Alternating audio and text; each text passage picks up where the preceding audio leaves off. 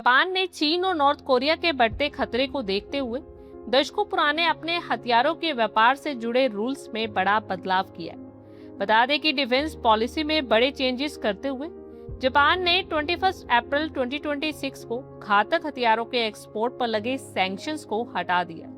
Second world war के बाद Japan ने ये पॉलिसी अपनाई थी। जापान इससे पहले सिर्फ ट्रांसपोर्ट, राहत और निगरानी जैसी 5 कैटेगरीज के डिफेंस टूल्स ही दूसरे देशों को बेचा करता था, लेकिन अब ये देश दूसरे देशों को मिसाइल्स और युद्धपोत जैसे घातक हथियार भी बेच सकता है। इसी के चलते भारत को अपनी सबसे बेहतरीन मोगामी क्लास की फ्रिगेट देने का भी ऑफर दिया है। ये नई दिल्ली के साथ गहरे रक्षा संबंध बनाने की टोक्यो की कोशिशों का एक हिस्सा है। जापान के हाई ऑफिशियल्स ने बताया कि उन्होंने भारत को इस फ्रिगेट का डिजाइन देने का प्रस्ताव रखा है। ये युद्धपोत भारत के किसी शिपयार्ड में बनाए जा सकते हैं और जिसमें कुछ जरूरी सामान दिया जाएगा। मोगामी क्लास की पहली फ्रिगेट 2022 में ही Japan maritime self defence force में शामिल हुई थी। ये एक शानदार युद्धपोत है जो 4000 टन से ज्यादा वजनी वाली।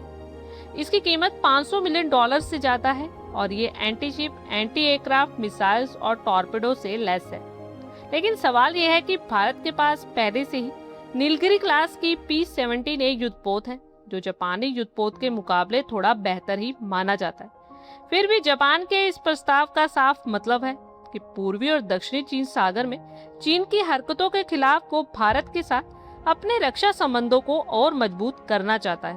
अब अगर बात करें जापान की मोगामी और भारत की P-17A में से कौन सी ज्यादा पावरफुल है, तो बता दें कि मोगामी को भविष्य का युद्धपोत कहा जाता है। इसके डिजाइन की वजह से रडार के लिए इसे पकड़ना बहुत मुश्किल होता है, जबकि इंडियन नीलगिरी P-17A भी स्टेल्थ है, लेकिन भारत ने इससे भी भारी संख्या में हथियार लगाए हैं। जापान के मोगामी क्लास का वजन करीब 5500 टन है, जबकि P-17A नीलगिरी क्लास भारी है जिसका वजन करीब 6670 टन है। मोगामी की सबसे बड़ी खूबी इसका ऑटोमेशन है। इसे सिर्फ 90 लोग ऑपरेट कर सकते हैं, जबकि P-17A को चलाने के लिए लगभग 226 क्रू मेंबर्स की रिक्वायरमेंट होती है। मोगामी में जापानी OPY-2 x band multi function radar है, जबकि भारतीय P-17A में इजरायली मूल का ELM-2248 MF स्टार रडार लगा है, जिसे दुनिया के सबसे पावरफुल नेवी रडार सिस्टम में से गिना जाता है। मोगामी टाइप 17 मिसाइल्स का इस्तेमाल करता है, जबकि P-17A BrahMos supersonic cruise missile से लैस है, जिसे दुनिया की सबसे घातक क्रूज मिसाइल माना जाता है। भारतीय P-17A में बराक 8 मिसाइल्स है जो लंबी दूरी तक सुरक्षा देती है।